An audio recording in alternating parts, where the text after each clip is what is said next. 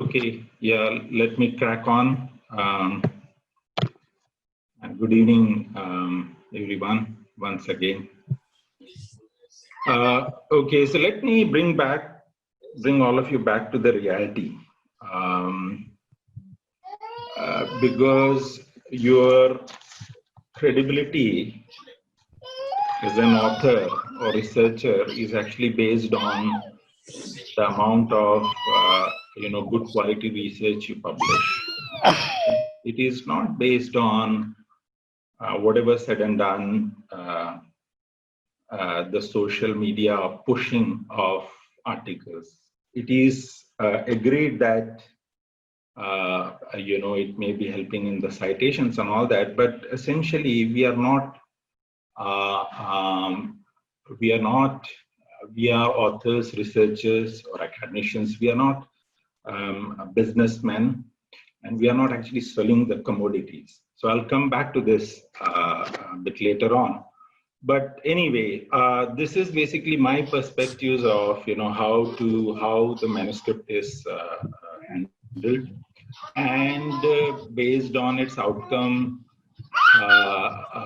whether it is a revision, rejection, what type of sort of further course of actions can be taken by the authors. Okay, and this is largely based on my experience editing this journal for the last 2.5 years. This is a journal for the general physicians, as you all know. And then recently I joined a large, well-supported team of Rheumatology Oxford as an associate editor. But this experience is also, it is just building up, you can say. And before that, with the Indian Journal of Rheumatology, first as an associate editor, then as the editor-in-chief before Dr. Rheumatology. So a disclaimer would be whatever I speak now is actually based on real and personal experiences, often including of Dr. Agarwal, if I can say so. So, as an author, researcher, there might be a lot of reasons why you consider a particular journal for submitting your work. Okay. But once it is submitted, then of course it is helpful to understand how a manuscript is processed, and then sort of develop the tools or the approaches which will help you in dealing with the outcomes of a review process or a peer review process. And lastly, if your manuscript is rejected, how to deal with those rejections. So once you're submitted, this has been covered before. Selecting the right journal, already covered. But this is actually your first step towards avoiding rejections, I would say. That you must consider the type of paper carefully and obey the instructions to the authors verbatim, including the word counts, numbers of figures, tables, references. Whatever they want, just give it to them. Don't make these technical matters become a barrier to either a delayed processing or outright rejection of your manuscript. So a manuscript can be handled in several different ways. The most widely used workflow is the workflow 4 here. Author submits, and after the preliminary checks by the editorial assistant, it is passed on to the chief editor, who selects and assigns it to the associate editor, and then associate editor invite reviewers or reviewer, depending on the type of manuscript. And once the process starts, it ends by reviewer handing in their or turning in their reviews. And the associate editor will go through all that and with his or her own recommendation pass it on to the editor-in-chief for the final decision. So this is the most common workflow which is adopted across the journals, including the Engineer of Rheumatology and the Royal College of Physicians of Edinburgh. Workflows 0, where author submits and there is no associate editor is involved. This is basically for very, very small journals, if there are any remaining.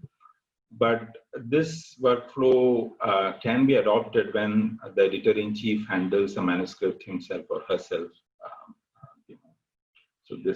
So mostly it is workflow 4, and sometimes it is workflow 0.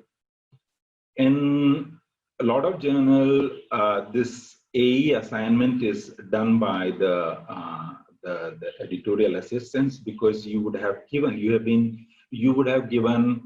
the keywords relating to the area of your interest as an associate editor, and looking at that, the admin can actually assign the associate editors the manuscripts, and then EIC is not involved at this stage.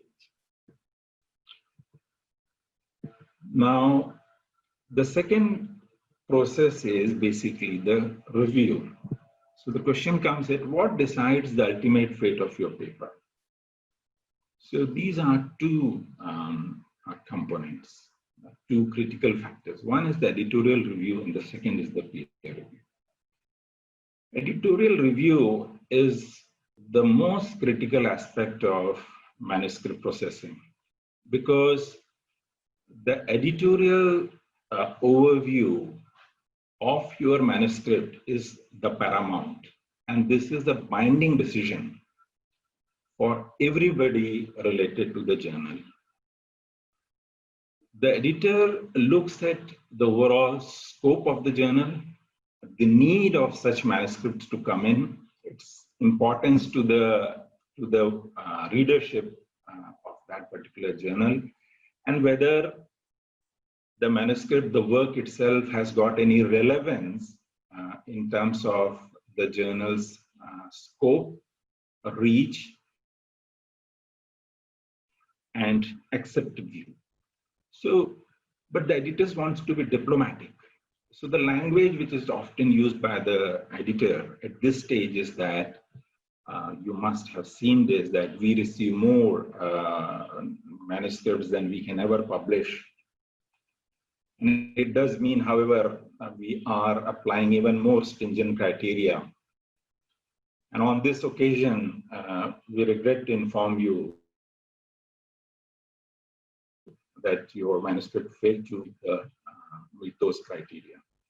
So whatever said and done, it is important for the authors to accept the truth that they must actually please try elsewhere. The editor or the editorial team, sometimes the editor can actually pass it on. So there can be a process, either it could be just the chief editor, or it could be a group of 2 or 3 editors, have deemed the paper is actually not even worth peer review process. So this threshold is very, very important. If this is passed, then only it goes to the editorial associate editors or different editors.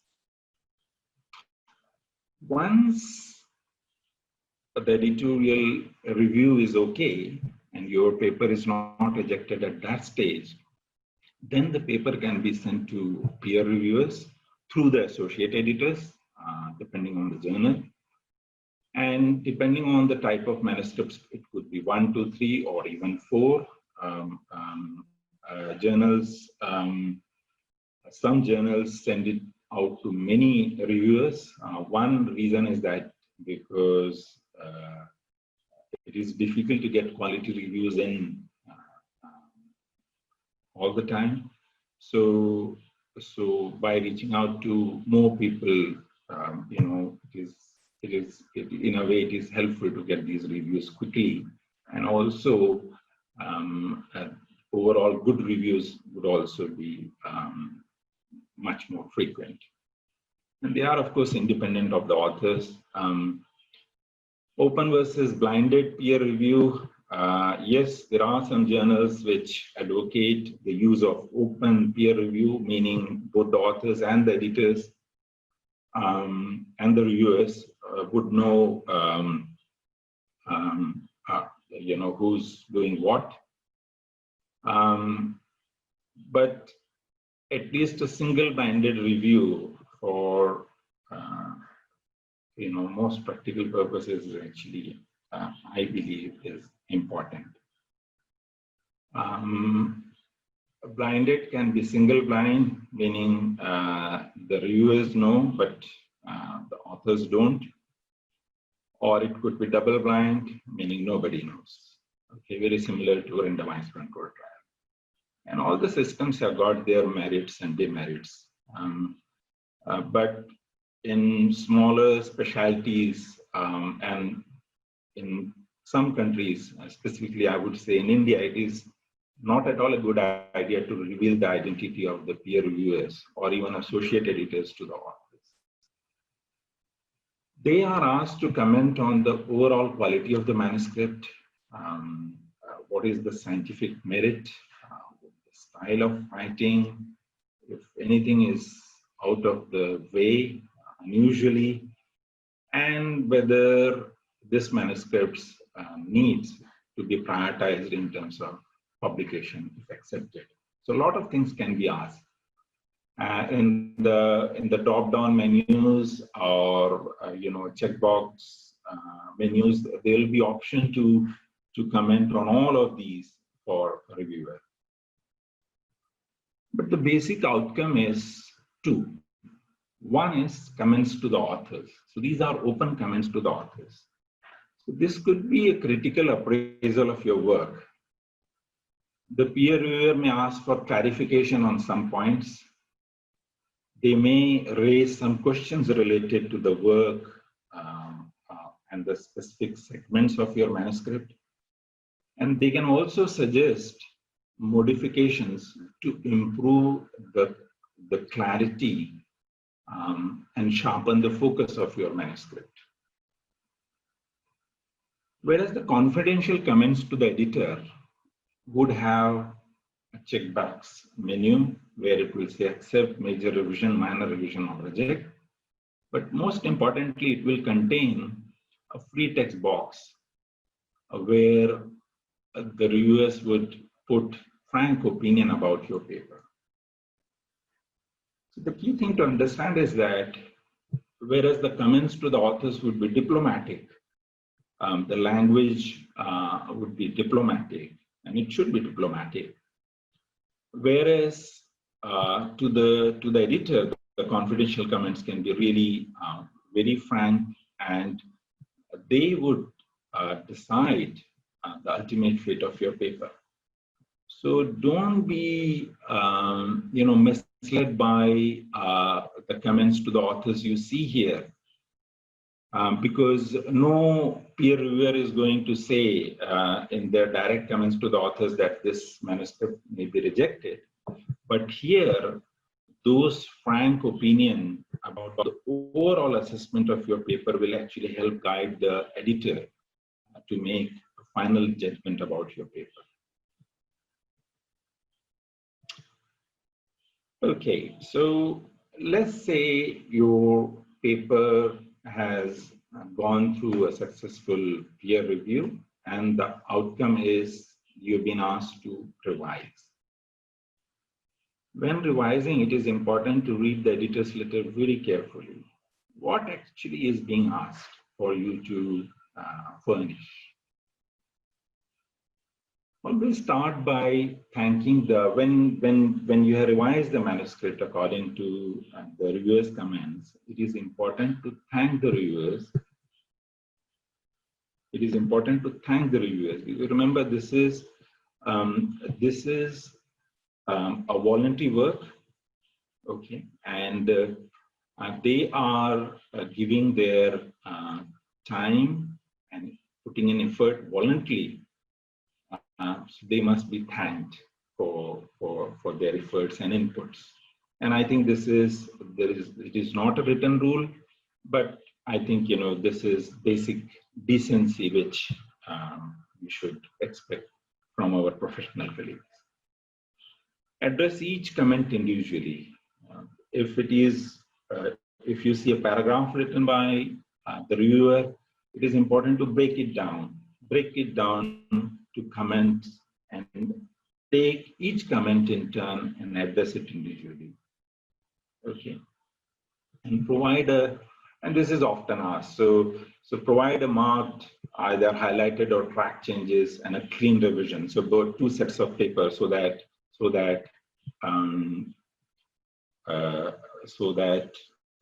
the reviewer or the editor can actually judge what has been actually done. So I'll just stop sharing. I'll just show you some examples of. I'll just go to the different one. Okay, so where is it?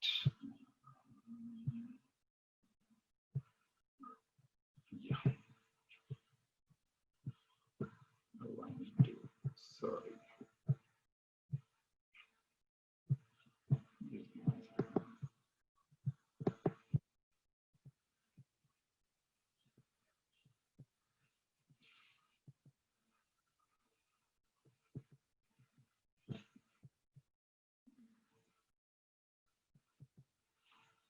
Just give me a second.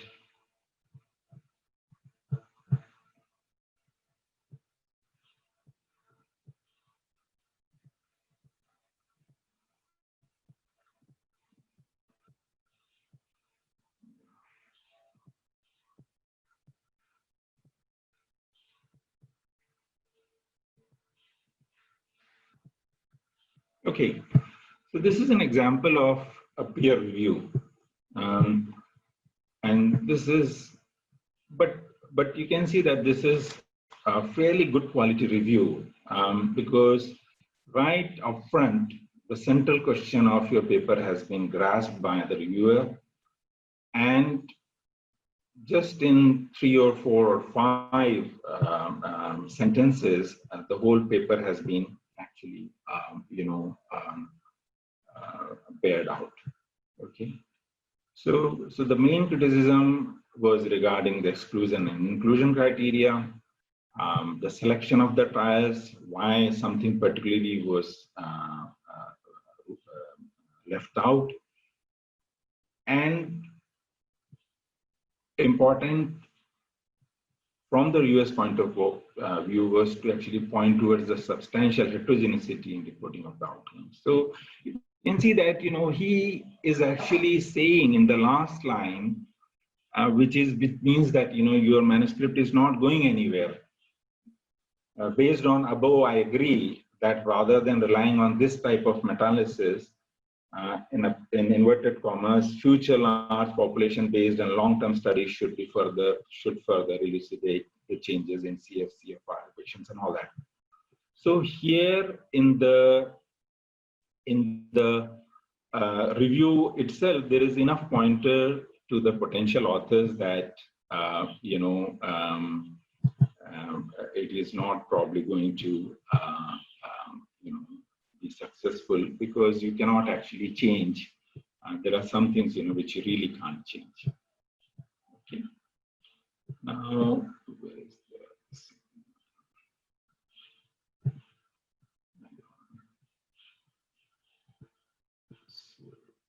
Okay.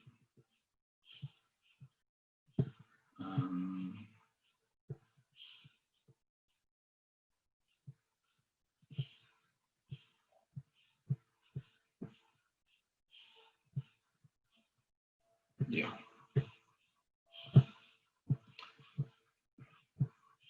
Oh, I showed this.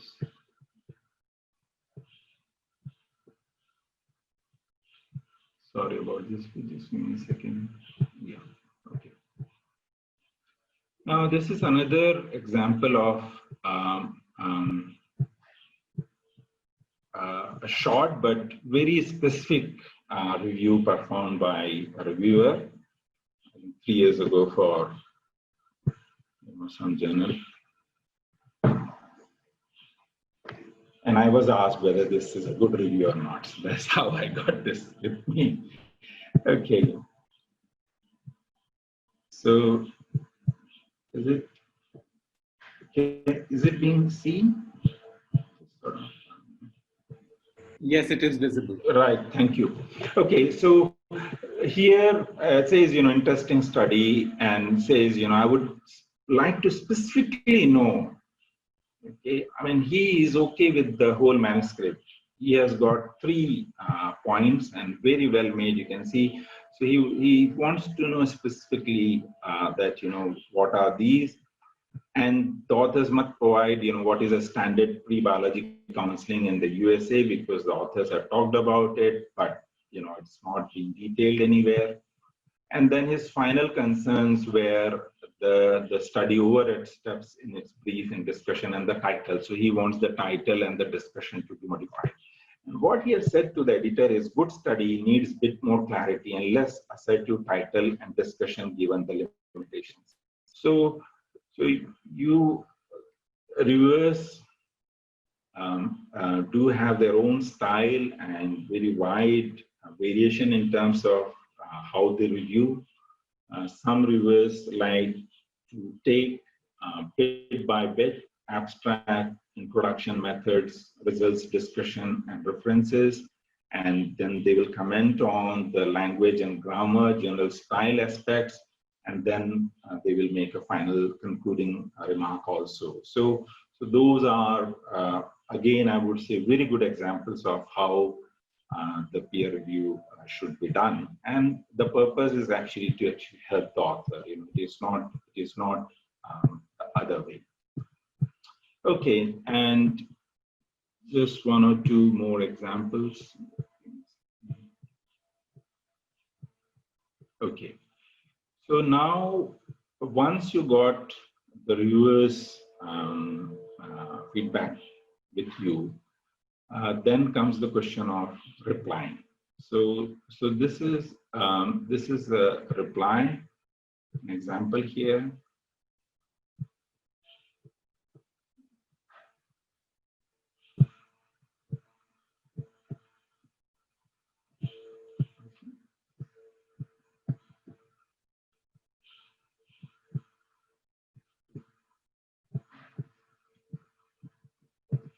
So this was a fairly comprehensive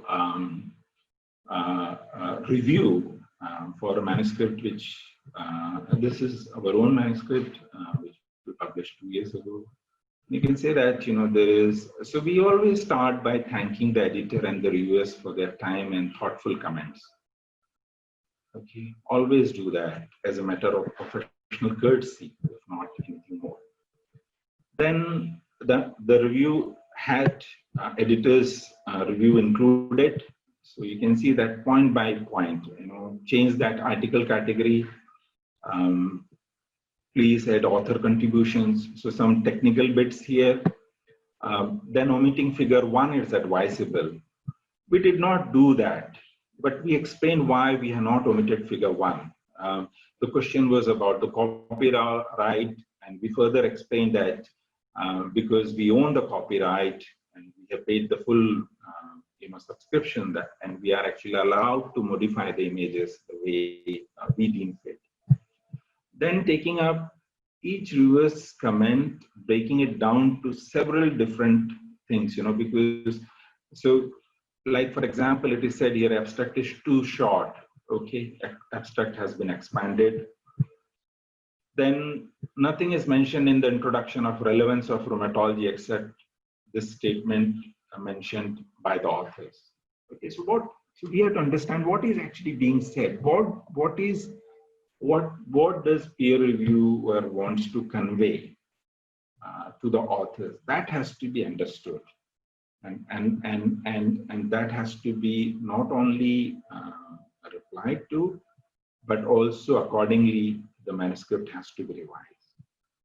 For example, the structure has been made better because there was a question about it could be better structured. If a mistake has been committed, like you can see, it is not an appealing to promote for pharmaceutical companies in a review article. And this was a mistake. So we apologize for this error. You know.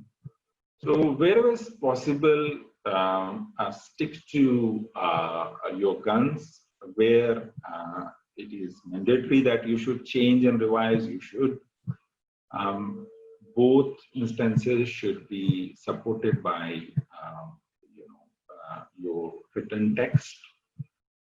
Reviewer 2 said that there are a lot of references. Actually, there are hardly any references from the traditional sources. So we said the evidence is actually only developing as far as the digital health is concerned in rheumatology. And that's why it is not surprising that most of the references were from the web sources, because that's where this knowledge is. And also, I don't know what happened to that, but I think I will stop that. I'll show you another example. Okay. So,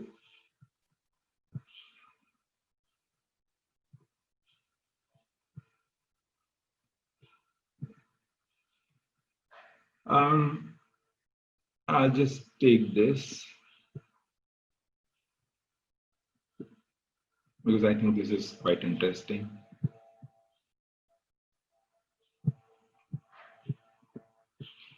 This is an example where the reviewer wanted to basically change the overall nature of the whole thing. And as an author, it was not acceptable to them. When we write a rebuttal at this stage, so I have said here rebuttal, but no revision. That is the example. So here, again, start by thanking the editor and the reviewer for the time and effort. And at the outset, we are saying that why this manuscript was written, because it was written with a view to inform the global readership of this journal. Because you can see that in the reviewers' comments, there were two important things, actually three. One is lack of reflective criticism. You know that whenever a review article is written, it is not just a statement of facts. There has to be a degree of critical analysis, critical appraisal, and reflective criticism. That's how sort of it is different. Other than saying, we just highlighted that actually it is already there. Okay. We did not revise anything. We did not revise the manuscript at all. Whenever a specific question was found, like why is it that there is such a lot of interest in digital scribes in US but not in the UK or India? So we said that, with evidence that it is actually there in India, and actually it is one of the potential solutions to a major limitation of the electronic health records. And we said our review already discusses these aspects. We did not revise anything. Then again, you can see to be more successful, this paper could become more focused on a smaller geographical area. So the reviewer wanted us to focus just on India. We said, no, we cannot. We are not going to do that. We said focusing on a particular geography would not do the justice to the countries and clinicians which are in various stages of adoption across the world, including Asia, Africa, and Middle East. So that was that. So just sticking to the guns, but why you are doing so is important. The third suggestion was to look at only a specific area of the EHR development, which is the electronic health records development, in a more critical way. Again, we said we had done that in specialty journals where, this was the digital health paper, which earlier I referred to. And this is the more recent one where we looked at the emerging role of e-health. So this is these are the specialty journals where that type of approach is much more useful, but not for this journal, which is actually meant for the general physicians. So this is an example of a rebuttal but no revision. So we are looked at reviews, example of couple of short but good reviews.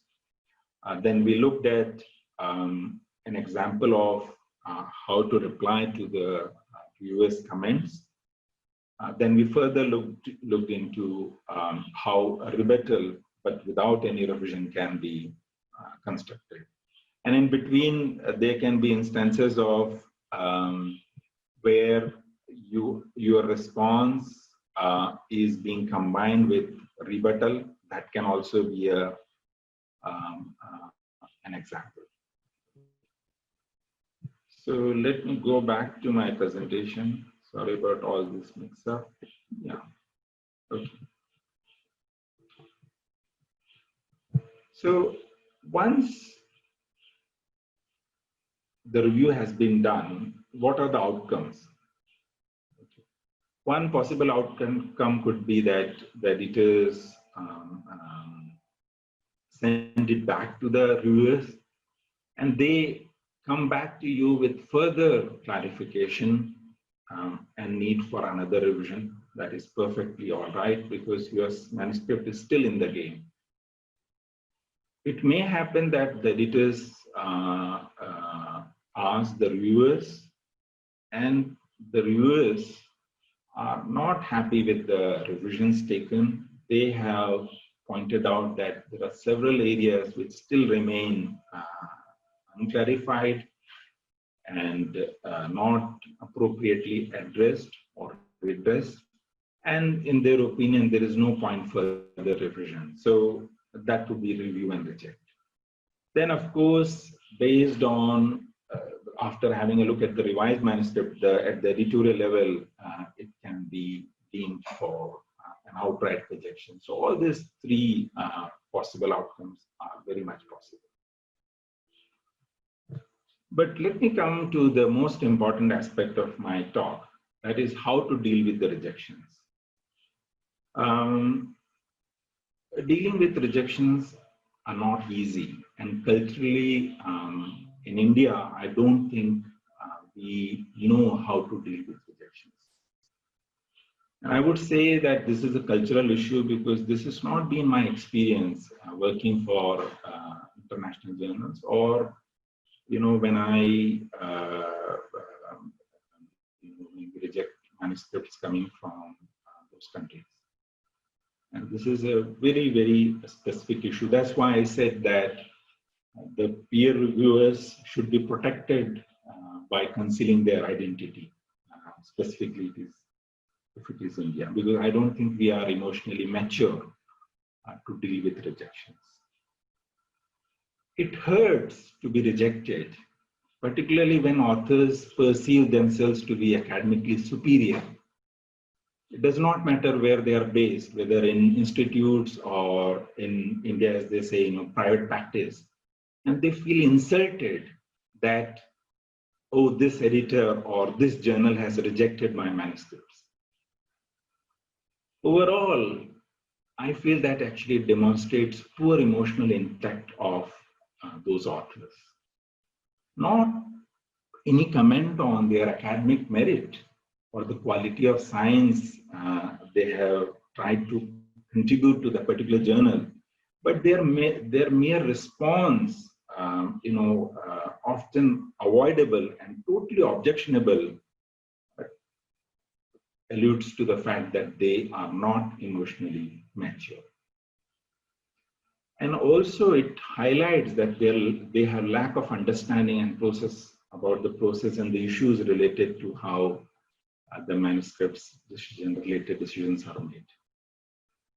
In the last 8-9 years, we had two major experiences. One I still remember was a review article, and it was reviewed by not one, not two, but three past editors of the journal.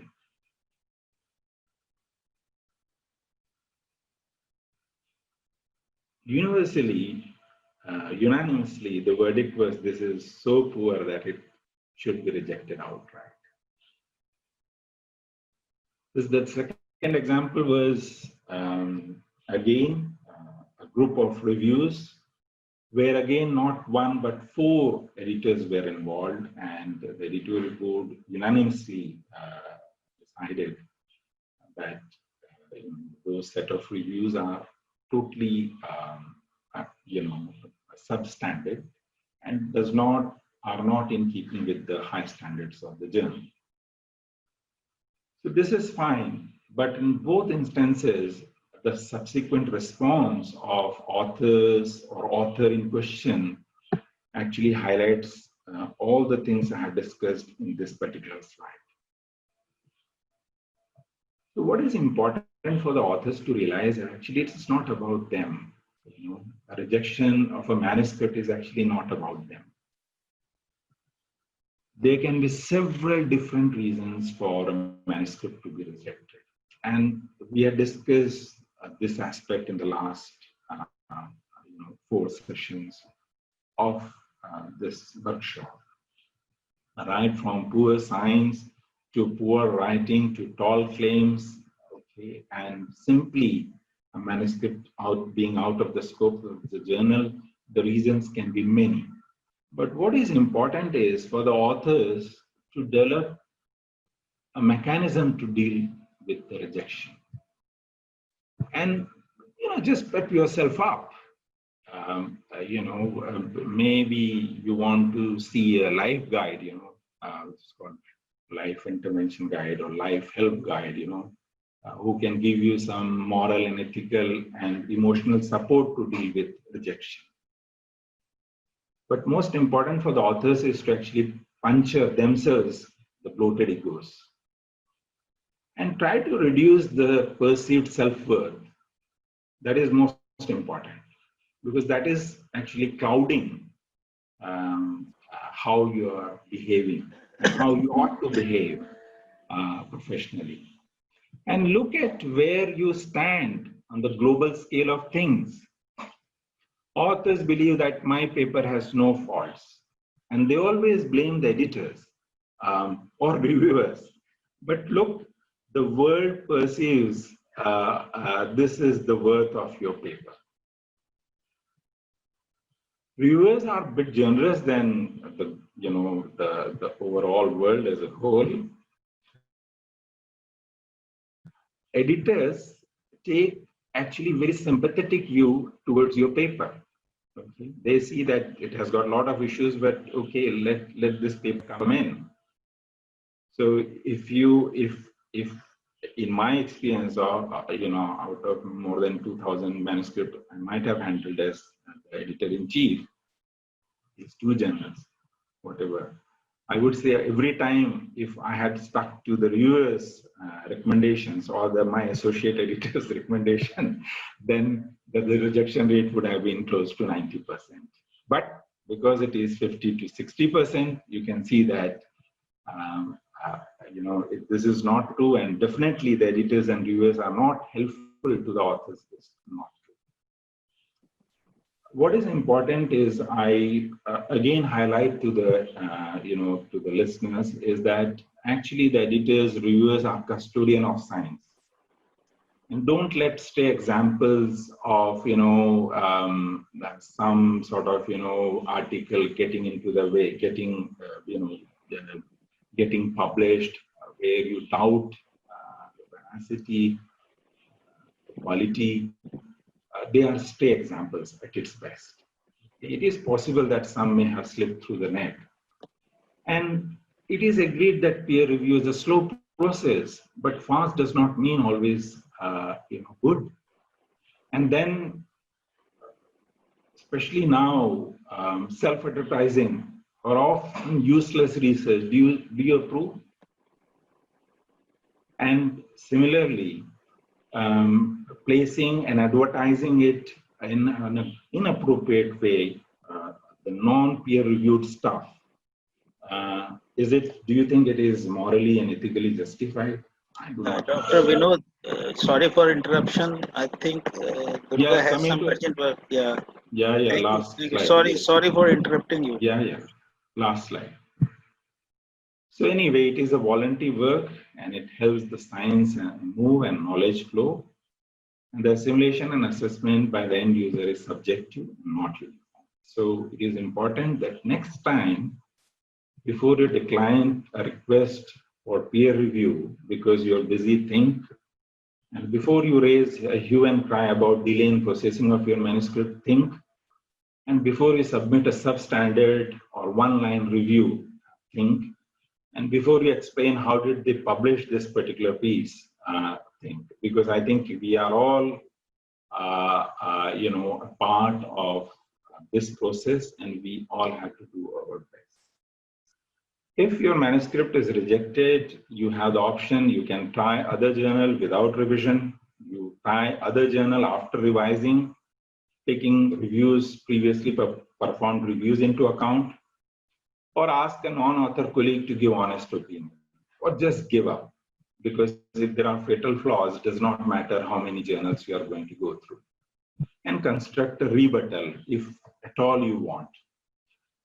If you want to write a rebuttal, shun emotionalism, no place, and avoid ramblings and ranting. Just stick to the scientific merit of your paper. Gently suggest that some of the important aspects you think are important might have been overlooked, and avoid criticizing reviewers and editors. Even after you write a rebuttal against rejections, please be prepared that the decision may still be of reject. Okay. So now, after all this, if your submission is accepted for publication, well, congratulations on my and my team's behalf. Thank you very much.